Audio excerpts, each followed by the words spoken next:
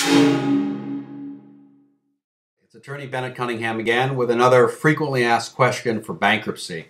A question I was asked the other day was, will I have to go to court after I file? Getting to the point of filing is always a very scary thing, but deciding to go into a courtroom is another story. Well, calm your fears, because odds are you're never going to see a judge in a bankruptcy case regarding personal bankruptcy.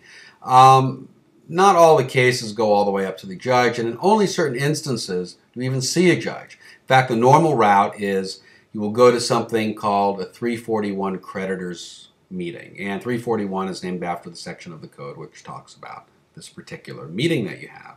And it's really the only time you'll make an appearance down at the federal courthouse, and you have to be there. What happens is creditors, let's say you have a bunch of creditors from Citibank, Bank of America, Wells Fargo, all the big three, and lots of tens of thousands of dollars. Well, they have an opportunity as creditors to object and to be there and listen to what's going to go on at this hearing. Now, this hearing is recorded. It's not really a courtroom. It depends on the courthouse you're in. But there's a U.S. trustee there, a federal official, and he or she will ask you questions. Your lawyer will usually ask you questions first, and the trustee may ask you questions. And basically, they want to know, are all the schedules in the filing correct? Did you sign it? Have you listed all your debts? Have you listed all your assets? And one question that many of the clients freak out on, and it's really not a question you should freak out on, but they ask you, a lot of times I'll ask the question, why do you want to file for bankruptcy?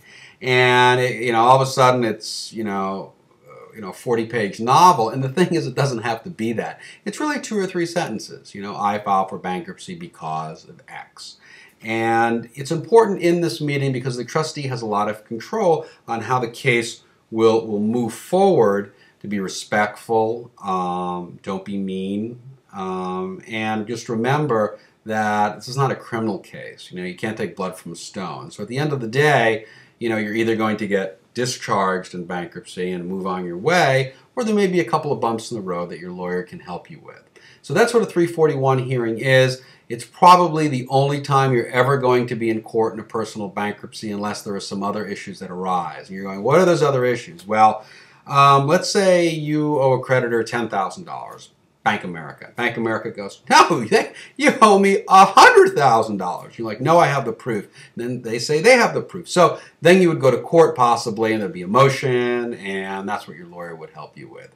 So it doesn't usually happen in personal bankruptcies. It can, but that would be the only time you'd be in court. So for the most part, you file, you go to the 341 creditors meeting. There are a couple of things you have to do in between there, but no court appearances, and hopefully your lawyer will walk you out the door for a clean financial slate.